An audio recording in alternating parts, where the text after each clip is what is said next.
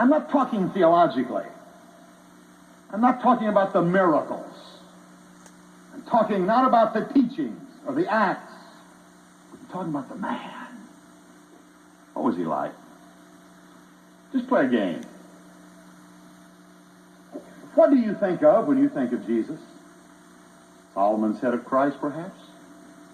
I'm not being funny.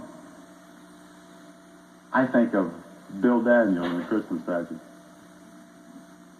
That fellow in that white robe, the long beard, how slowly and gently he walks through the crowd, and the children come up to him, and he's got all the time in the world. I always get tears when I see that scene. I think that's what he's like.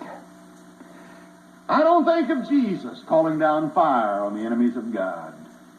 I don't think of Jesus raising the dead. I don't think of Jesus walking on the sea and saying to the waters, "Peace, be still." So they lay down like a scolded puppy. He did that. That is Jesus. I'm not talking about what he did. I want us to get hold of what he was. Let's start there. I want to suggest three things that came to my mind as I thought about the Jesus that comes through to me. One, he's a man who's calm.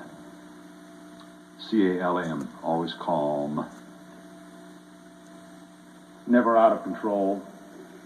Never raised his voice. Never hyper. Never frustrated. Never bewildered and shook up and tense. While all others around him were.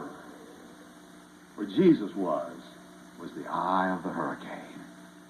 I see a man who's totally in control. Now, how could a person be like that?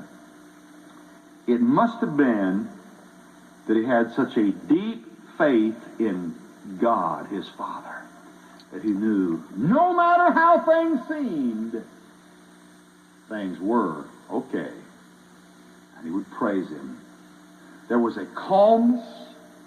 Dear friends, there was a composure, a coolness, a collectedness, a calmness about the Lord that I want, and I want you to want. Secondly, Jesus, when I think of Jesus, I think he was not only calm, I think he was considerate. I see a man who always would park on the back row, go to the back of the line, hold open the door, ask how you feel and really care, turn the other cheek, go the second mile, not think of himself, but whose only life's desire was, may I help? How do you feel? What would you want? How would you like it? To totally give and to please the other person. That's what it was like. And then he was not only calm and considerate, but I think he was compassionate. I think he was compassionate. It's hard to suffer when people suffer, to hurt when people hurt. I want you to know something. It takes time to cry. It takes time to hurt.